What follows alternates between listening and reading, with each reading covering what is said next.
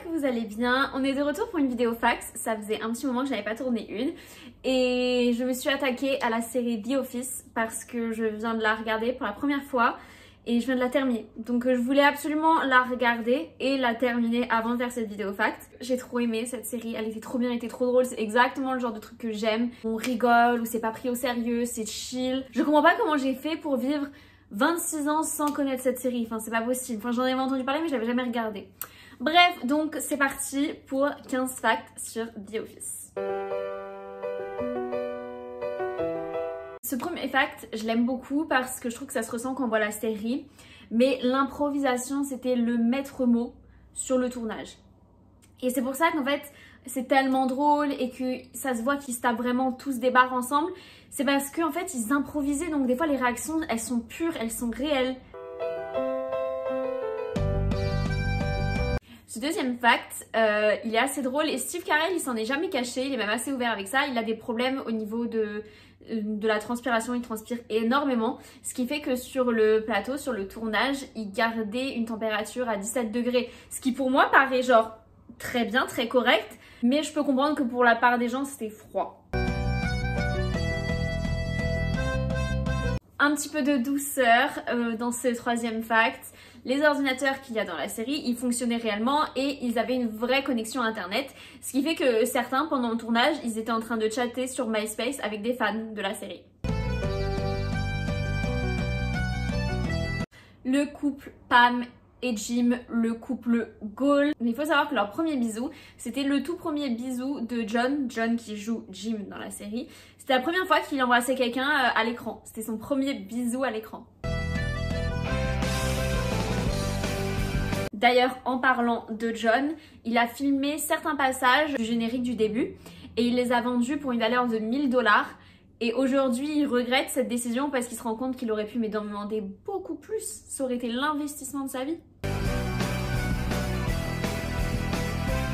On continue avec John parce que pourquoi pas, je veux dire c'est quand même l'un des meilleurs. Et je l'avais pas remarqué mais dans la saison 3, il porte une perruque parce qu'il jouait un autre rôle à côté. Et le personnage du coup qu'il incarnait, il avait les cheveux courts donc il avait été obligé de se couper les cheveux. Mais il faut garder la coupe mythique de Jim, donc ils lui ont mis une perruque. Et en vrai, maintenant que je vois les photos, je me dis mais comment j'ai fait pour pas me rendre compte? Surtout que moi je repère tout de suite les perruques chez les femmes, mais chez lui j'ai pas remarqué. Mais maintenant que je le sais, j'y ferai attention. Maintenant on passe à un fact sur Jenna qui jouait Pam. Faut savoir qu'elle a gardé la bague que Jim offre à Pam dans la série, sauf qu'elle tient juste quand même à rappeler parce qu'elle a un mari dans la vraie vie qui n'est pas John, et elle tenait à dire que la bague elle l'a certes gardée mais elle la porte pas dans la vie de tous les jours et surtout elle a pas une valeur de 5000 $ comme ils l'ont dit dans la série. En parlant de Jenna et en parlant du fait qu'elle est mariée, c'est son mari qui apparaît dans un des épisodes. Tout comme la femme de Steve Carell qui, elle aussi, apparaît dans les premières saisons en tant que Carol. Rain qui joue Dwight, le fameux Dwight, il a à la base auditionné pour le rôle de Michael et Angela, elle avait auditionné pour le rôle de Pam. Non, ça n'aurait pas marché. Et en parlant de personnes qui ont auditionné mais qui n'ont pas eu le rôle, il y a Seth Rogen qui avait auditionné pour le rôle de Dwight. Même si j'aime beaucoup Seth et que je le trouve très drôle, non, Rain il a fait un super boulot sur Dwight et personne ne peut le remplacer. Adam Scott, il avait auditionné pour jouer le rôle de Jim. Et Eric Stonestreet, qu'on commence à beaucoup l'entendre sur ma chaîne parce que c'est vrai qu'il est un peu partout. Et bah lui, il avait auditionné pour le rôle de Kevin. Angela qui joue Angela, avant d'avoir son rôle dans The Office, elle était opératrice téléphonique. Super comme travail. Et Phyllis qui, bah tu l'auras compris, joue le rôle de Phyllis. Avant, quand elle était plus jeune, elle était cheerleader et aussi danseuse burlesque. Donc pour ceux qui savent pas, danseuse burlesque, c'est pas du striptease, c'est très sensuel mais il n'y a pas de nu quoi. D'ailleurs, en parlant de Phyllis, le rôle de Phyllis a été créé pour l'actrice Phyllis, puisque à la base, elle était chargée des auditions. Elle devait lire les lignes pour la personne qui auditionnait et elle le faisait tellement bien que le directeur, ils ont été impressionnés. Ils se sont dit, faut qu'on crée un rôle pour elle, on la veut dans la série. Donc quand je vous ai dit dans le fact numéro 1 que l'improvisation c'était le maître mot, et bah là j'ai un exemple pour vous. Je pense que vous devez tous savoir de quelle scène je parle quand je vous dis Michael qui embrasse Oscar.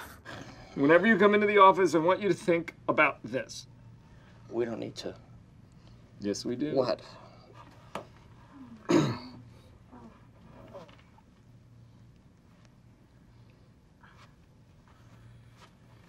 Oh. Ah. Et ben faut savoir que cette scène a été totalement improvisée par Michael. À la base, dans le script, il était juste écrit tu dois t'approcher de lui et lui faire un câlin. Donc Oscar, il a été hyper surpris. La réaction qu'on voit à l'écran, c'est réellement sa réaction en mode mais qu'est-ce qu'il est en train de faire? Et il expliquait qu'il essayait de garder vraiment la face, mais il était hyper surpris.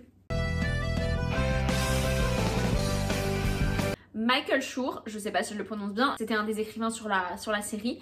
Il a été forcé à jouer le rôle de Mose. Mose qui est du coup, comme vous le savez, le cousin de Dwight. Du coup, il a été forcé par le directeur Greg Daniels, qui lui a aussi forcé à faire pousser sa barbe, parce que comme vous le savez, Mose, il a une barbe super longue. Et du coup, il a été forcé de faire pousser sa barbe et forcé de jouer le rôle. Et il disait que c'était un calvaire et qu'il détestait ça. Dernier fact, et un peu émouvant, c'est pour ça que je l'ai gardé sur la fin. La chanson d'adieu que tous les employés de Dunder Mifflin chantent à Michael pour son départ. Oh my God, something's happening. 9,986,000 minutes. We actually sat down and did the math. 9,986,000 minutes. That's how many minutes that you've worked here. Cette scène, elle a été très dure à tourner parce que tout le monde était réellement ému et triste du départ de Steve. Donc ça a été une des scènes les plus dures à tourner. Et le petit bonus, parce que vous savez que j'aime bien mettre des petits bonus et que 16 facts, je trouve que ça sonne moins bien que 15 facts. Et bien le petit bonus, c'est que du coup le retour de Steve Carell dans le dernier épisode. I'm sorry. Jim. I just really wish there was something I could do.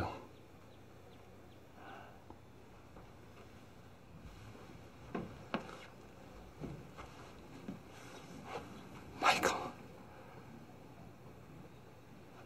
I can't believe you came. That's what she said.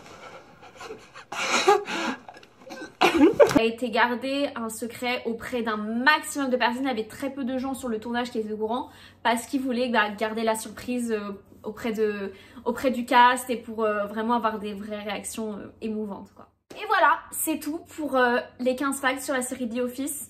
Franchement, je regrette vraiment de ne pas l'avoir connue plus tôt et là, le fait que je l'ai fini, j'ai plus d'importance à ma vie, je suis perdue, je ne sais plus quoi faire. Franchement, c'était mon petit quotidien d'aller regarder la série The Office. C'est genre tu rigoles, ça te prend pas la tête et tu te sens pas bien, ils te font rire et tu t'attaches trop à ces personnages, ils sont tellement drôles. Il y a personne que tu détestes, il y a personne que genre t'as pas de personnage préféré, ils sont tellement tous bien et ils vont tous très bien ensemble. Il y a beaucoup de gens à qui j'ai parlé qui se sont arrêtés au départ de Michael, quand Steve a quitté la série, ils ont arrêté de regarder et moi j'aime pas. Moi quand je commence quelque chose, je le termine. Donc j'ai terminé les 2 saisons et je me suis dit c'est quand même dommage, t'as 2 saisons, tu vas pas rater 2 saisons. Et en effet c'était plus la même vibe. Après c'était moins centré sur Michael du coup et on était plus centré sur les autres personnages qui au final je trouve ils suffisent aussi à eux-mêmes. Je trouve qu'ils avaient tous tellement du charisme, ils étaient tous tellement drôles entre eux que la série elle a bien tenu même sur ces 2 dernières saisons. Mais en effet je l'accorde quand même que ça fait un vide sans le personnage de Michael parce que c'était vraiment lui quoi, le plus con mais le plus drôle, enfin très attachant même si très chiant du coup attachant on peut dire ça comme ça.